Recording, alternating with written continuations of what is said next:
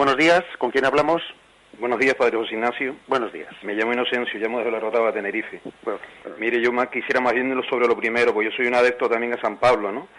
Y quisiera saber si era, como se suele decir hoy en día, era un alumno aventajado, ¿no? Como puede decir pasó como con Pedro, ¿no? Que fue el que, en esta piedra edificaré mi iglesia. Y Pedro ha dicho muchas cosas que me han interesado, ¿no? Dice, me he hecho todo a todos, finalmente como hizo Jesucristo, ¿no? Ganar adeptos para la causa, para la salvación, ir al cielo. Yo le cuelgo y lo oigo por la radio la respuesta. Perfectamente. Vale, muchas gracias. Estupendo. Pues la verdad es que sí, ¿no? Pues preguntaba a este oyente si se podía considerar a Pablo un discípulo aventajado. Hombre, yo creo que sí, ¿eh? Es verdad que San Pablo tiene una ventaja, y es que de él tenemos recogidas muchas más cartas que de ningún otro apóstol, y en ese sentido, pues hombre, desconocemos un poco más el alma de otros apóstoles, porque no ha quedado por escrito tantas cartas como el caso de Pablo. Es más, de algunos de los apóstoles pues no hay ninguna carta escrita. Entonces esa es una ventaja que tiene Pablo, que también pero la providencia ha querido que sea así, la providencia ha querido que tengamos más cartas de San Pablo. Pero es cierto que en el discurso de Pablo se ve especialmente una capacidad muy grande de incidir, porque él había sido fariseo, no lo olvidemos, él había sido un fariseo destacado, de la escuela de Gamaliel, él mismo lo dice, y él conocía perfectísimamente la Sagrada Escritura, él podía perfectamente predicar el Evangelio de Cristo en clave de cumplimiento del Antiguo Testamento, porque lo había conocido verdaderamente en profundidad. Con lo cual, sí, yo diría que si Pedro es roca, pues yo diría que Pablo es fuego del amor de Cristo, es fuego del Espíritu, y ciertamente las dos cosas tienen que complementarse, porque la roca podía ser fría si no le añadiésemos el fuego del carisma, el fuego del amor de Dios. Evidentemente no es que Pedro no tuviese también fuego del amor de Dios, ¿verdad? Por supuesto que lo tendría, y también Pablo tenía esa roca de la fe, por supuesto, pero son dos figuras que se complementan maravillosamente. Pedro es la roca y Pablo es el fuego de la caridad. Adelante, ¿tenemos alguna pregunta más? Buenos días, Buenos padre. días, ¿con quién hablamos? ¿Padre? Sí, buenos días. Buenos días, soy Rosario de Cáceres. Mira, yo quería preguntarle una cosa que siempre tengo en duda. Conociendo los judíos también la Sagrada Escritura, y que yo me imagino que también conocerán el Nuevo Testamento y verán que en Cristo se han cumplido cosas, las cosas de la Sagrada Escritura, ¿por qué no admiten a Jesús como el verdadero Mesías y qué es lo que esperan? Bien, de acuerdo. Muchas gracias. De acuerdo, les respondo por la radio. Bien, ese es un misterio, ¿no? Es decir, hombre, también hay que decir una cosa. Cuando decimos los judíos, tenemos que tener cuidado. Es verdad que la propia Sagrada Escritura habla de los judíos, a veces en general, pero tengamos en cuenta que no podemos generalizar, porque también hubo una parte importante del pueblo judío que se hizo creyente y seguidora de Jesucristo. Eso es así de claro. Y de hecho, el mismo punto del catecismo que hoy hemos comentado, el 575, hace referencia a cómo, por ejemplo, en Lucas 13:31, pues unos fariseos vienen a ayudarle a Jesús y a prevenirle, y dice, escápate porque vienen a por ti, dice aquí Lucas 13:31.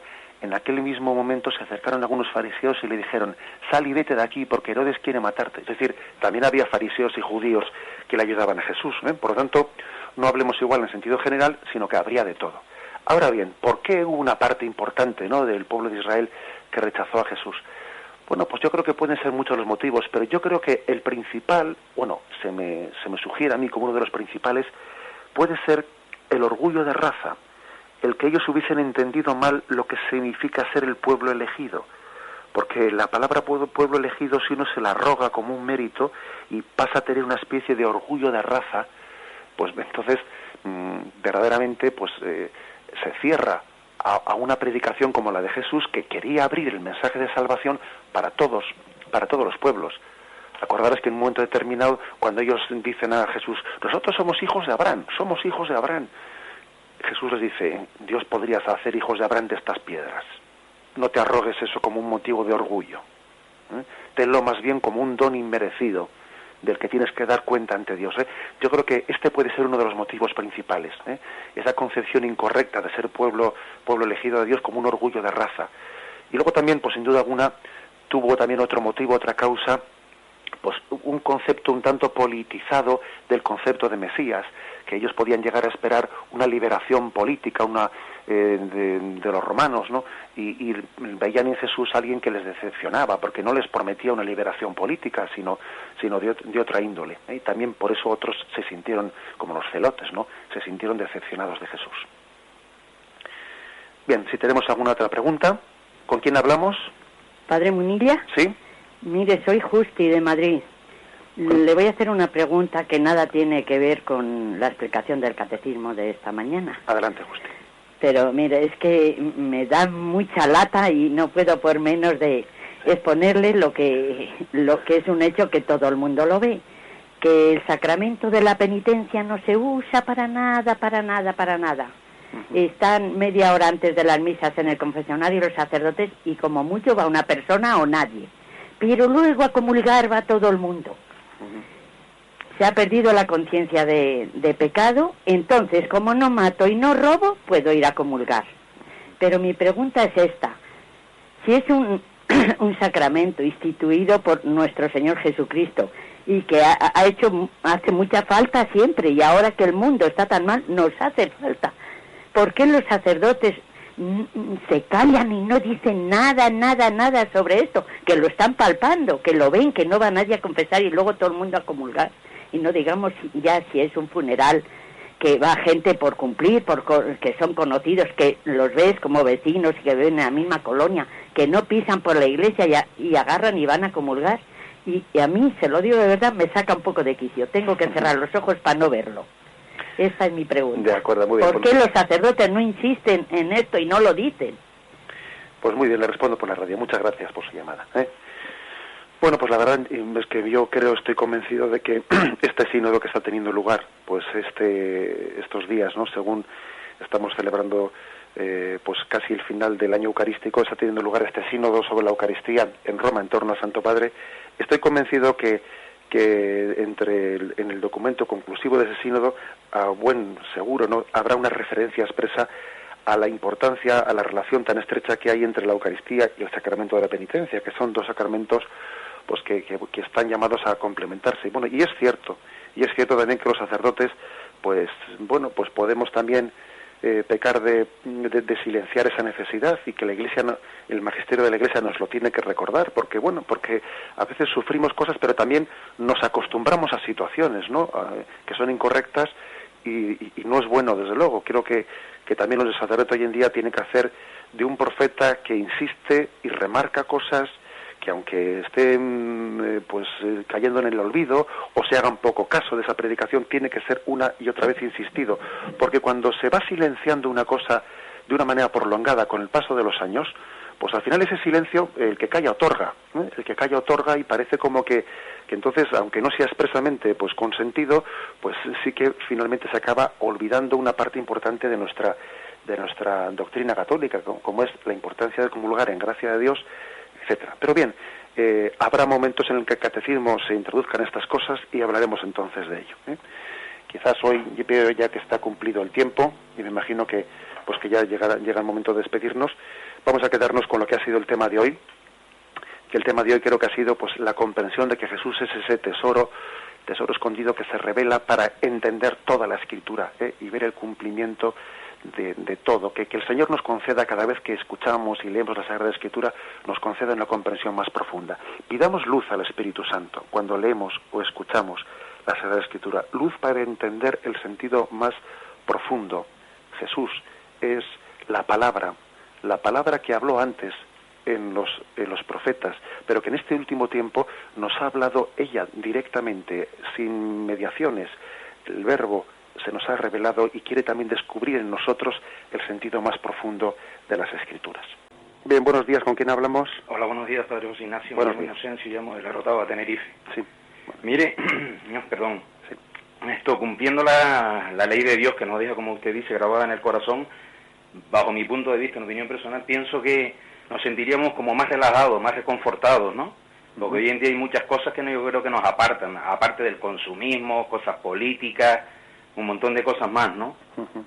¿Me deja un segundo para escucharle por la radio? Bien, explícame un poquito más lo que me ha sugerido, que no te he entendido bien. A ver, que lo que usted va diciendo sobre la ley de Dios, ¿no? Sí. Que nos lo mete en el corazón, Sí. bajo la Trinidad, ¿no? El Padre, Hijo y Espíritu Santo, que son una sola persona. Sí. Que nos sentiría como más relajados, más reconfortados por dentro. Sí. Aparte de que hoy en día vivimos en una sociedad, o globalmente en todo el mundo, y hay muchas cosas que nos hacen separarnos de todo esto, ¿no? Sí, de acuerdo. Bien. ¿Me deja un segundo para poner la radio? De acuerdo. Vale, gracias. Sí, muy bien. Creo que ya le he entendido un poco a nuestro oyente pues la reflexión que nos hace, ¿no? Fijaros, yo diría una cosa. Vamos a ver, me atrevería a decir que entender que la ley está grabada en nuestro corazón es importantísimo, porque muchas personas piensan que la predicación de la Iglesia son un cúmulo de preceptos que nos vienen desde fuera. Y dicen, mira, ahí están los cristianos, no tienen más que obligaciones y prohibiciones. Entonces parece como que la predicación cristiana les quita la libertad, porque parece como si viniesen desde fuera, ¿no?, una serie de leyes que vienen a coartar su libertad. No, eso no es cierto. La ley está escrita en nuestro corazón. Por lo tanto, la predicación de la Iglesia no hace sino recordar lo que está escrito dentro de nosotros. Si no es que, claro, estamos hablando de algo, de una moral exteriorista, ¿no? Como si, nos olvidamos de que Jesús viene a conectar en su predicación con eso que está escrito en el corazón del hombre. El anhelo del hombre de felicidad es respondido desde la predicación de Jesucristo. Por lo tanto, sí, es cierto, hay que recordarle al hombre desde fuera las cosas, porque aunque las tengamos escritas en el corazón, también sabemos que esta vida es lo suficientemente asfixiante para que a uno le absorba y tenga como muda la voz de la conciencia. Ojo, que la voz de la conciencia se puede acallar con todo este montaje que tenemos en esta vida. Por lo tanto, la Iglesia, desde fuera, tiene también que recordar y predicar la palabra de Cristo. Pero es una palabra de Cristo que si el hombre sabe escucharla bien, pues va a venir a conectar con lo que está escrito dentro del corazón de nosotros. No es como un meteorito que viene de fuera, no. Es suscitar lo que en la conciencia todos tenemos escrito. Creo que esto es importante, este matiz. Bien, ¿tenemos alguna llamada más? Sí, padre, tenemos 2 llamadas. Bien, adelante. ¿Con quién hablamos? Buenos días, ¿soy yo? Buenos días, sí, eres tú. Soy Consuelo de Madrid.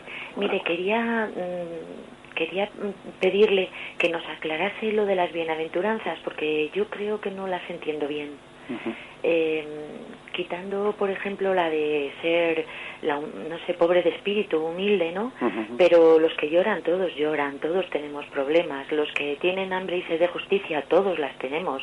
Los que padecen persecución por la justicia, pues, o sea, no lo entiendo bien referido al tiempo actual. Ya, bien, de acuerdo, bien, te respondo por la radio, Hasta luego, Consuelo.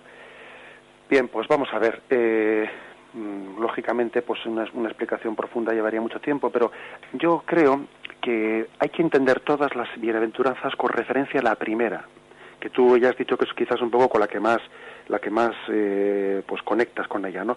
Bienaventurados los pobres de espíritu.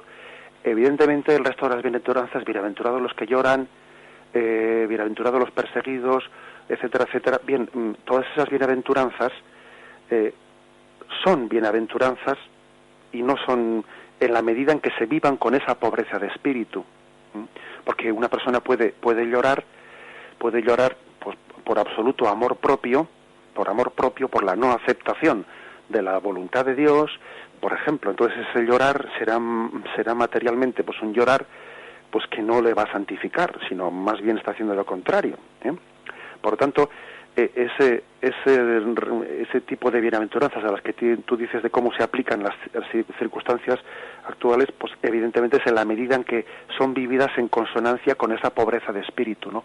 Bienaventurado el que llora quiere decir pues aquel que aunque en esta vida, ¿no?, pues está sintiendo desgarros y está cargando con cruces, sin embargo es capaz de, desde la pobreza de espíritu, de ponerlas en manos de Dios, ¿no?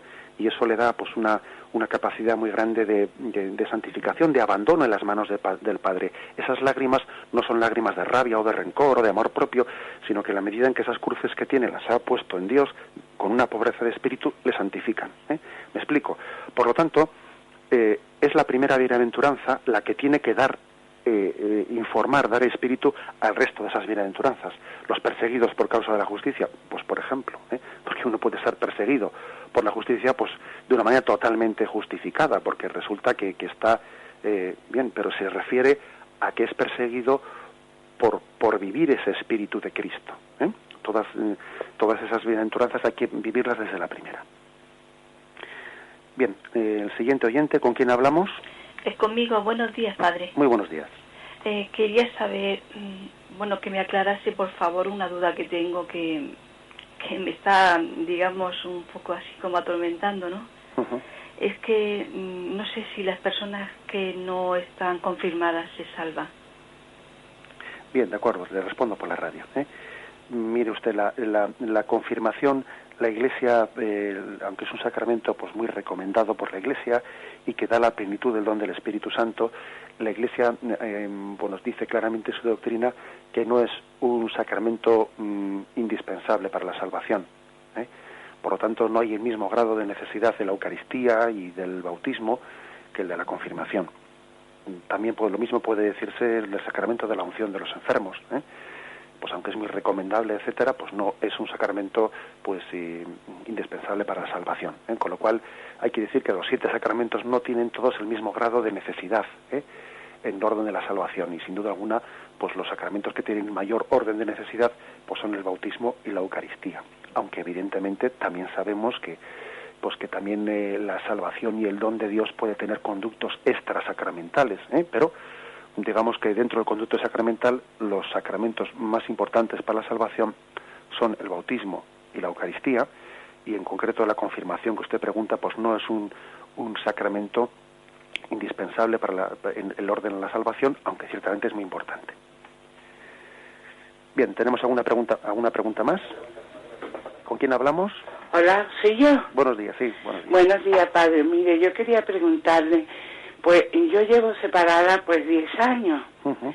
Y bueno, yo pertenezco aquí a una iglesia, llevo 13 años con catequesis, mi vida pues la he entregado completamente al Señor. Uh-huh. Tuve un encuentro personal con Él y Él llena mi vida por completo. Yo jamás he pensado en rehacer mi vida, en anular mi matrimonio, padre. Uh-huh. Entonces, pues, inclusive, pues, en mi misma parroquia me dicen que por qué, que soy joven, que tal y que cual, pero es que yo pienso, no sé, a veces me dicen que es que yo quiero, con todo respeto, ser más papista que el Papa, pues que yo tengo 3 hijos, he tenido un matrimonio, para mí ha sido maravilloso, y aunque mi marido, porque ante Dios todavía lo es, haya reanudado su vida, yo pienso que eso que yo eso se lo entrego pues con mucha satisfacción al Señor, y que yo hasta que me muera pues seguiré siendo la mujer pues teniendo a mi marido. Uh-huh. Y yo creo que esto no es una rebeldía cuando yo digo que a mí no me vale un papel firmado, porque me vale más el amor a Cristo y la conciencia de saber que lo estoy haciendo bien. Por otro lado, padre, también tenía una pregunta que muchas veces me asaltan. Yo cuido, voy de vez en cuando a hacer algo por servir un poco a los demás, pero a veces voy muy a gusto, ni me doy cuenta que lo hago, padre.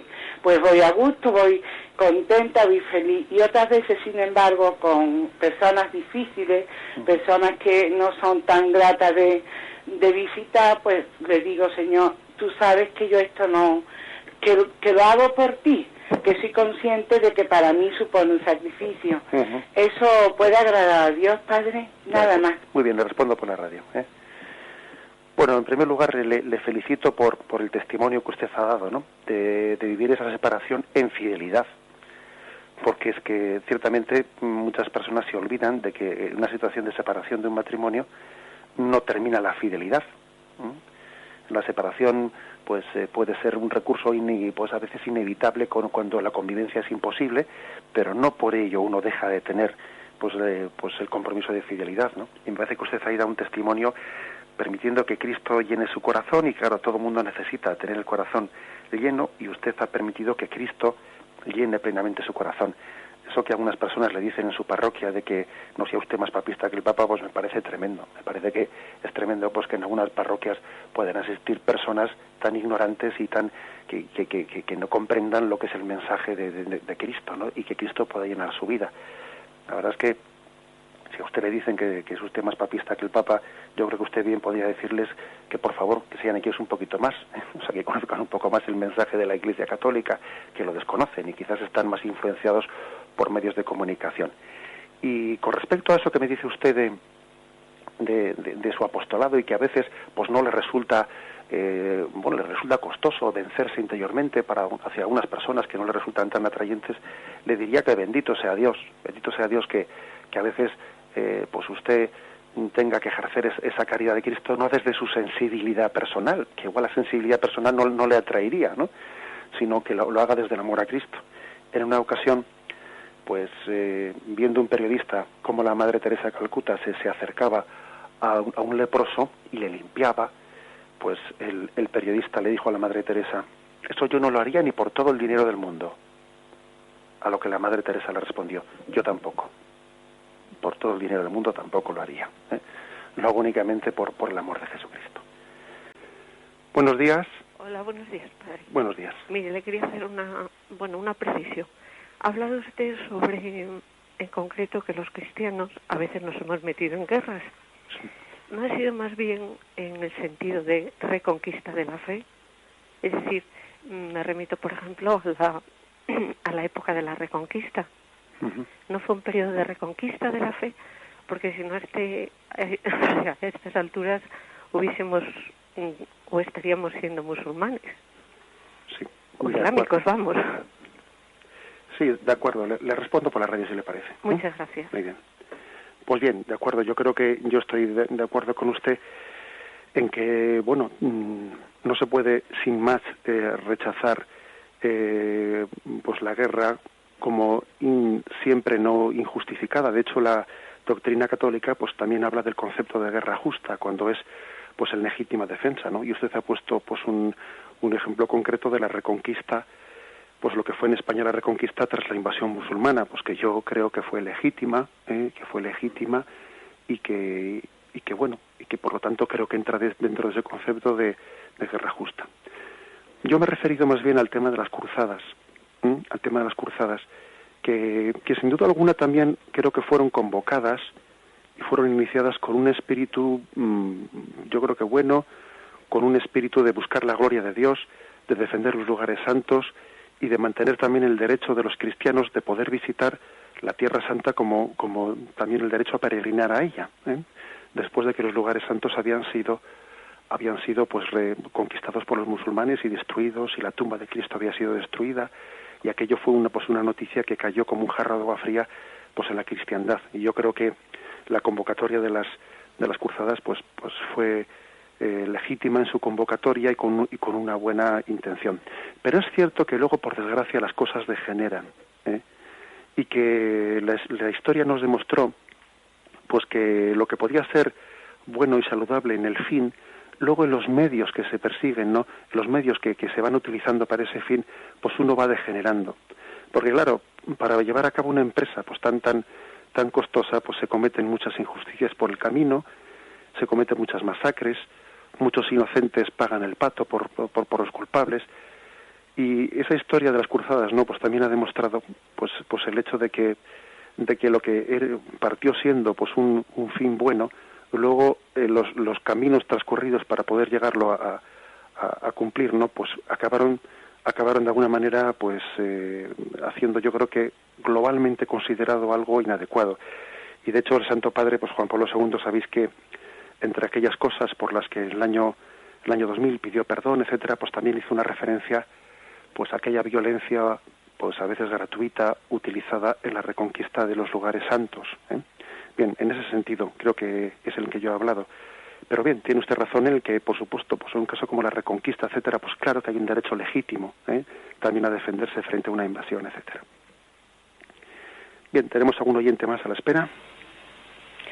Buenos días, padre. Buenos días. Verán, es que voy a darle la enhorabuena, porque mire, para mí era maravilloso el padre Julio, pero veo que es que la Iglesia Santa, yo decía, a ver ahora quién van a poner, y es que veo que está usted dando una predicación. Yo no había oído también lo del templo de David y luego lo del templo de Jesús, esta teología tan extraordinaria, tan fácil, que nos llega a los creyentes, pero que pienso que lo principal es para los que no, para evangelizar a toda esta nación que tantísima falta nos hace, que por medio de la radio puede llegar a tantos, que es que me estoy maravillando y le estoy dando gracias a Dios por lo bien que ha escogido, que me pasó igual con cuando el Papa, y pensé, pero cuando le oí su primera homilía al Papa, digo, Dios mío, esto es algo increíble. Así que muchas felicidades y muchísimas gracias a Dios que le tenemos que dar todos los cristianos y para evangelizar a todos nuestros hermanos. Lo que hace falta es que todos los días que lo oigamos a usted, que parece que estamos en retiro, que llegue a nuestros corazones y cambiemos, porque es maravilloso, Padre. Bueno, adelante, pues demos gloria a Dios, cada uno desde nuestro puesto y desde nuestro lugar, y vamos a rezar todos muchos uno por otros para que esa labor evangelizadora, como dice usted, pues sea efectiva en todos.